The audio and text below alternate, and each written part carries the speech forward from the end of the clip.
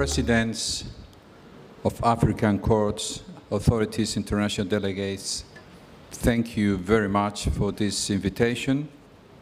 I'm speaking today on behalf of the World Jurist Association, and I was thinking in sharing with you a couple of ideas. The first of all is when the World Jurist Association was founded at the beginning of the 60s, the world was in midst of a Cold War. It was a dangerous world. It was a threat of a nuclear holocaust. And many billions of people were living under autocracies or tyrannies where human dignity was not duly protected. So my first question is today's world in a better position? Is in a safer position? Is it human dignity? If we could have a thermometer to prove the quality of human dignity on our planet Earth, would it be a good position today? So that generation, 2 generations ago, our fellow peers, citizens of the world, overcome that danger. We're facing now a different situation, and the question is, what are we doing now to overcome the danger of war, the danger of poverty, all the threats that human dignity is facing today? Second, I want to congratulate the African Association of Constitutional Jurisdictions, the African Conference of Constitutional Jurisdiction, to has chosen the topic of human dignity, because this connects the purpose of the whole system and on the whole life of every of us with the reality that we are here.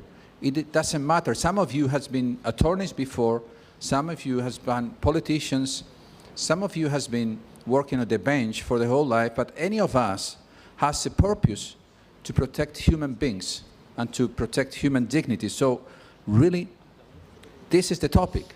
This is the best topic. What is therefore a human rights commission internationally or a local court in a small town in this country? We are all therefore to provide, as this bus is saying to us, world-class standard justice to protect any individual human dignity. Let me also share with you the fact that constitutions, of course human dignity is a central point of any constitution. Actually, you cannot call a constitution if it is not anthropocentric, if it not has the human dignity really on the center of the system. So, of course you need democratic elections, of course you need separation of powers, but you need human rights to be protected as the first and main point of any constitution. But let us recall that constitutions are daughter of its time. In 1787, when the Constitution of the US was starting, there was just a declaration of independence, because at the time that there were 13 colonies getting rid of their power in Europe, of the United Kingdom at that time. And then came the Bill of Rights. The German constitutions, on the other side, after the disaster of the Nazism, starts in Article number 1 with the Menschenwürde, with the human dignity. You have the Italian constitution that overcomes 20 years of fascism. And then you have a system where strong governments are not possible. You have the Spanish constitution that governs 40 years of dictatorship, political dictatorship, where consecrates political parties at the center of the system. So any constitution should not just be daughter of its time, but always focusing on the purpose of protecting human dignity. By the way, what is human dignity? And what is threatening today human dignity? Yesterday, we had 2 very, very short speeches. One was by our host, the Chief Justice of Zimbabwe, and he was saying, okay, in order to protect human dignity, we need to eat. Of course, we need to to have our body protected, we need to have our soul, we need to have our honor, we need to have our properties. There is a lot of human rights that belongs to human dignity. And when all of them are protected, we can say that the systems protects human dignity. And what is threatening human dignity? It's always the same. It's abuse of power in the families, in the friendship, in society. And of course, the worst is when this violence, this abuse of power is exercised from public institutions. This is the largest corruption. And what happens when human dignity is abused? So we have here a blank sheet with, let's say, that represents human dignity. And if we take properties of somebody, we're damaging this human dignity. If we take honor of somebody, we're damaging. If somebody experienced sexual abuse as a child, we're destroying human dignity. Afterwards comes the concept of reparation. But when you make reparation, this is not the same. So we need full restoration, full reparation. And what is full restoration? Is to give back the situation of that person before this abuse of power. That's usually not possible, but that's what justice should look after. So let me finish with one simple idea that was on the center of this worldwide initiative of the World Jurist Association, which is a world ruled by laws and not by men, a world ruled by constitutions and not by force.